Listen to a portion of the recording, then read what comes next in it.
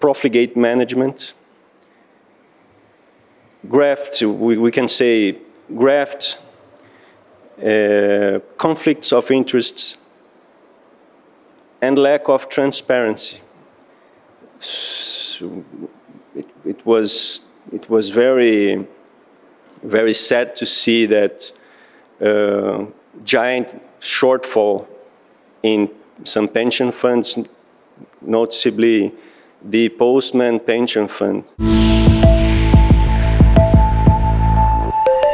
Retirement funds for federal employees are a big issue here in Brazil. Professor Arthur Bragança from the Federal University of São Paulo has a study together with Harvard University trying to find possible solutions. How did this study begin? Yeah, we have to thank Dr. Larry Bifferman. He is the director of the Pension and Capital Stewardship at Harvard Law School, and he came to Brazil 4 years ago. He came to our city of Osasco. The campus is here, and he was working in lectures, in workshops, and he wrote an article with our group of professors about the recent reform of the public sector concerning the pensions of public employees. And we found out that the reform performed in Brazil, primarily in the Constitutional Amendment 41, and which was enacted in law in 2012. We find out that the reform in Brazil was virtually the same that happened in the US with Reagan in the 80s, which means basically creating a cap for benefits and trying to encompass the public employees in a pension fund. What are the main problems here in Brazil? Main problems are, which was publicized, profligate management, graft, we can say graft, conflicts of interests, and lack of transparency.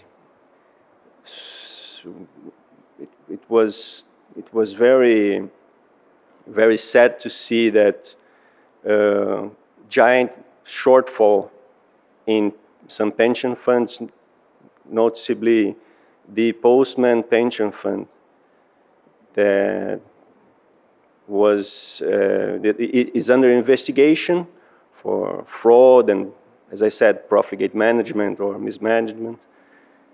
And the deficit came to a sum of almost $2 billion.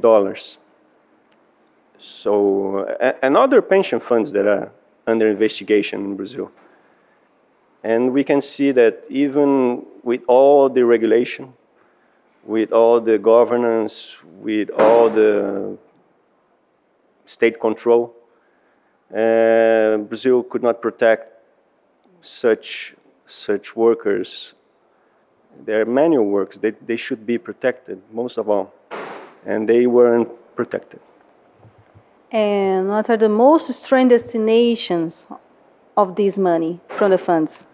Actually, some investments went to Argentina, to Venezuela, in a time period that it's very hard to explain why invest in such countries, especially when you deal with monies of pension funds that should be under the law of prudence and fiduciary duty. I don't believe that it's possible to explain such investments in terms of risk return. And this lack of transparency by the managers, is it a problem with regulation here in the country? Yes, nice question. The regulation is okay. We have a pretty sophisticated regulation. The problem is implement the regulation. As I said, it wasn't. It's a matter of audit. It's a matter of verifying where the investments are going. It's a matter of verifying the the posture of the administrators. Why are they investing the monies like this? Why the shortfalls that affect and gave such a hardship for the postman, for instance? You see, the postmen are like a manual worker.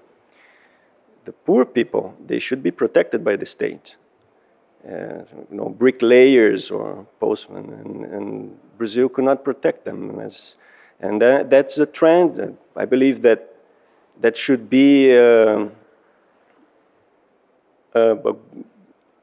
watershed where pension funds should not be the center of attention in terms of retirement anymore. There should be more private, personal saving accounts, for instance, where the person administers the money, and not someone else that invests in Venezuela or Argentina. And regarding this study with Harvard University, did you have an opportunity to dialogue with Brazilian government? Actually, yes. We at the Federal University, we have a group of professors studying actuarial sciences, economy, finances, law, demography, and specifically 3 senators came with interest in our work, our studies, especially in constitutional reform and pension reform and retirement reform that could protect people for such tragedies that came out in Brazil recently. Professor Arthur Bragança, thank you so much for all this information in another interview to Dukascopy TV. Thank you very much. Thanks for having me. Luciane Miranda to Dukascopy TV.